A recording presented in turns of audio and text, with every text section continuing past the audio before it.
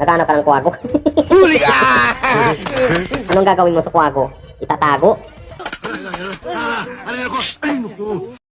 Itatago mo sa kumbento?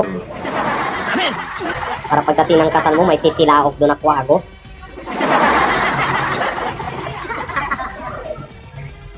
Sasabihin ng kwago sa jury ng kasal mo, kay Bia, pagpasok mo sa simbahan, mag-iingay yung kwago. Sisigawan niya yung babae. Wak! Wak! Yung kontrabida. Uy, nandito si Ninong! Ninong Miyagi! Wala akong pakialam. Wala. Pinapakilala ko sa iyo ang ninang namin sa kasal, si Your Hands. Makipagkamay ka, makipagkamay. How do you do, sir? Yan, kikilalanin mo.